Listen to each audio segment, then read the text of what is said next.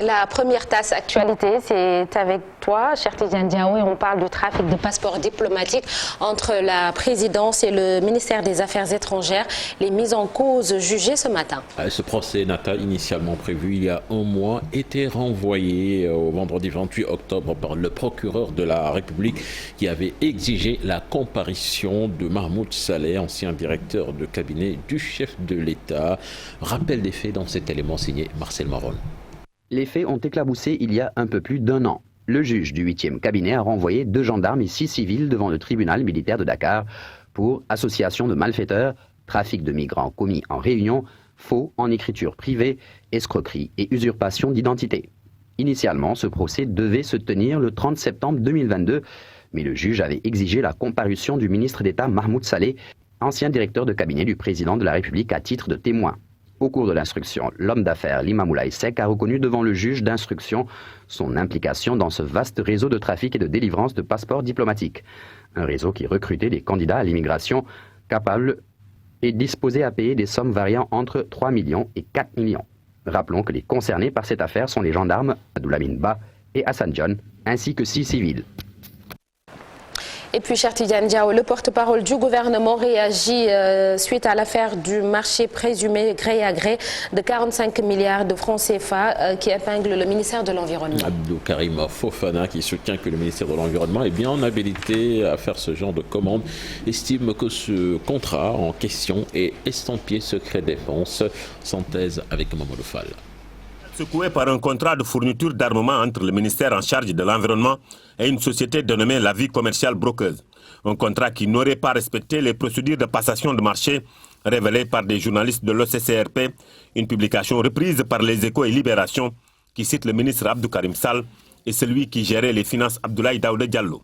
Le montant estimé est de 45 milliards et signé début 2022 pour l'achat de fusils d'assaut, de pistolets semi-automatiques et de munitions. Le fournisseur Aboubakar Ima, dit Petit Boubé, est considéré comme un sulfureux trafiquant d'armes.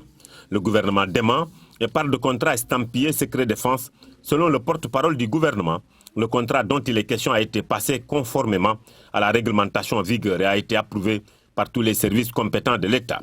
Ce que le Forum civil ne pourrait gober, Birahim Seck exige des explications aux ministres cités dans cette affaire.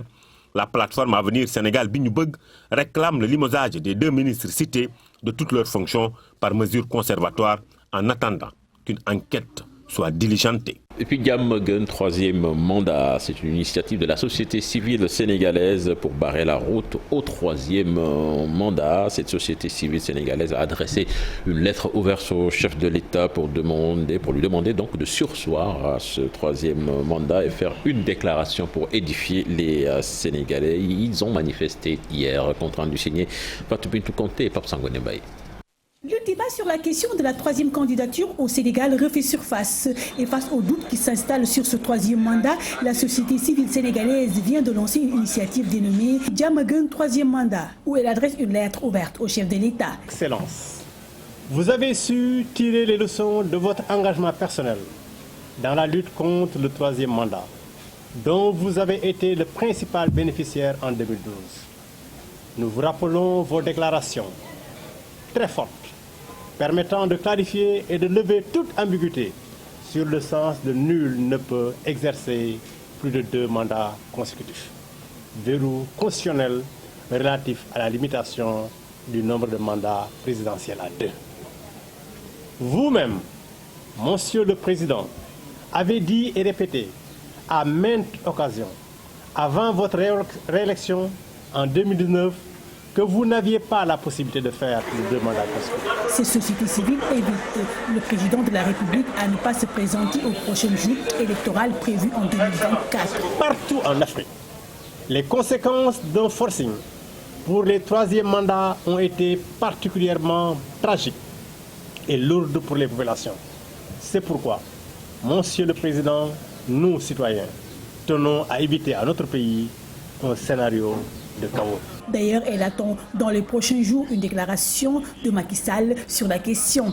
Nous vous invitons, Monsieur le Président, à faire une déclaration ouverte pour lever toute équivoque et installer définitivement le Sénégal dans des conditions de sérénité, de paix et de stabilité durable. Alain Tune de Afrikajom estime que le Sénégal n'est pas immunisé contre les crises dans ce monde, d'où l'urgence de régler cette question. Il faut que le président de la République respecte sa parole et nous dise, en nous regardant dans les yeux, nous, peuple sénégalais, en respectant sa parole pour dire nous ne sommes pas candidats en 2024. La sempiternelle question du troisième mandat est loin d'être réglée au Sénégal du moment que le doute persiste jusqu'à présent. Et puis, inauguration cet après-midi de l'usine de Youssou N'Dour, Impact et Safa Group à Diamniadio. Cette réalisation d'envergure est une usine industrielle d'impression et de packaging implantée donc dans la zone industrielle de Diamniadio. C'est le chef de l'État donc qui va procéder à son inauguration. Donc ce sera cet après-midi à partir de 16h. Et on voit El Hadj Malick qui a respecté le dress code de cet après-midi. On parle sport à présent, cher Tidiane. Beach soccer, les Lions à la conquête d'une 7e couronne continentale. Ce sera à partir de 13h30 à Maputo. Les protégés de Mamadou Diallo défieront l'Égypte. Une équipe qu'ils ont déjà battue en match de poule dans une rencontre épique sur le score de 6-4. Donc tous nos encouragements à nos Lions qui vont tenter encore une fois d'être champions d'Afrique sur la nade. Oui, ce sera à 13h30, n'est-ce pas? Ouais. Merci beaucoup, cher Tidiane Diao. L'actualité nationale revient tout à l'heure et ce sera sous forme de brève. Toujours dans la première partie de l'émission, c'est l'un des projets pour diversifier les moyens de transport dans la capitale, le BRT, le bus rapide de transit. Les travaux ont été lancés le 28 octobre 2019. On s'arrête sur cette date aujourd'hui. Et puis, pour la rubrique de quoi est-il le nom, Abdoulaye Diop nous amène aux Parcelles Assainies pour y découvrir un lieu très réputé. Ce sera tout à l'heure. Mais en attendant, l'actualité hors de nos frontières avec Ibou Diouf.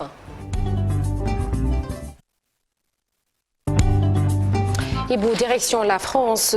620 personnes sans domicile fixe sont mortes dans la rue en 2021.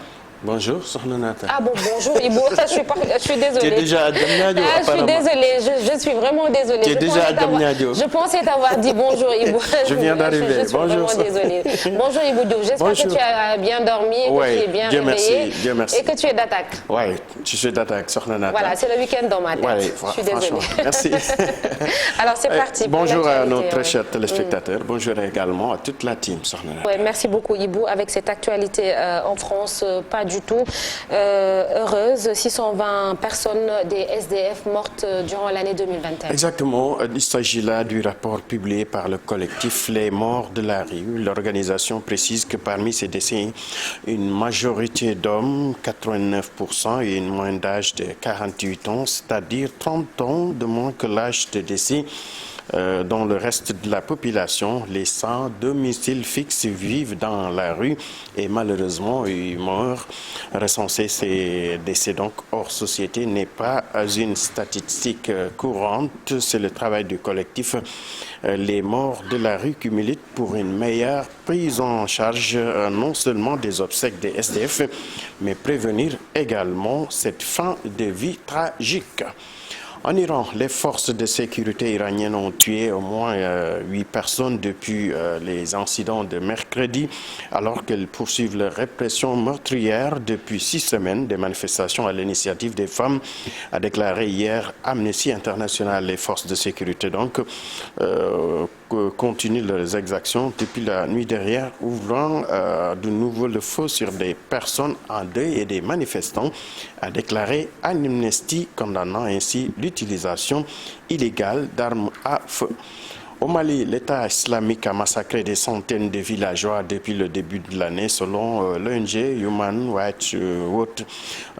Des groupes armés affiliés à l'organisation de l'État islamique ont massacré donc ces villageois qui vivent dans le nord-est du Mali de manière apparente et systématique, et les autorités n'en font pas assez pour protéger les civils, précise l'ONG. La situation sécuritaire au Mali donc semble se dégrader depuis le début de l'année. Aux États-Unis, ou bien c'est les États-Unis cette fois qui ordonnent le départ de son personnel non essentiel dans la capitale du Nigeria. Donc, ils ont ordonné hier jeudi le départ du personnel diplomatique qui, donc, à cause du risque accru d'attaques terroristes, selon un communiqué du département d'État. Mardi déjà, Washington avait déjà autorisé son personnel à quitter la ville s'il le souhaitait. Plusieurs ambassades occidentales ont par ailleurs récemment recommandé à leurs ressortissants de limiter leurs déplacements dans ce pays. Parlons à présent du cacao, le Ghana et la Côte d'Ivoire qui décident de boycotter la réunion de la Fondation mondiale du cacao sur la durabilité de la fève qui se tient cette semaine à Bruxelles.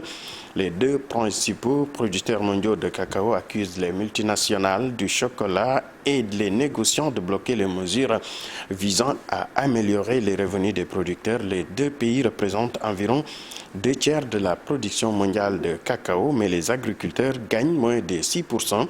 4 organisations de la société civile du Ghana et de la Côte d'Ivoire ont apporté leur soutien au boycott, affirmant que les agriculteurs ont toujours été lésés en matière de prix. Son donateur, pour terminer, aux États-Unis, l'oiseau est libre. Elon Musk donc confirme le rachat de Twitter. Aujourd'hui même était la date fixée par la justice américaine au milliardaire pour racheter le réseau social Twitter et appeler plusieurs volte-face l'homme le plus riche du monde. C'est donc résolu à honorer sa promesse de rachat. Le patron de Parag Agrawal et 2 autres dirigeants ont été licenciés dans cette transaction. D'abord, il a fait une offre avant de la retirer afin de l'honorer, dont le risque d'un procès très coûteux. L'homme le plus riche du monde s'est donc rebaptisé Chef Tweet sur son profil Tweet, qui veut dire tout simplement crétin en anglais.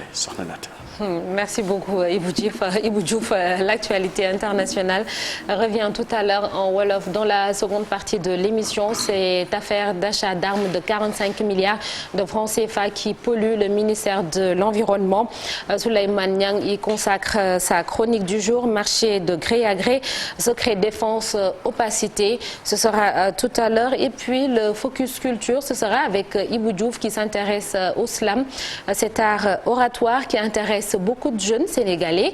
Et toujours dans la dernière partie, aux alentours de 8h50, nous allons recevoir Jean-Pierre Senghor.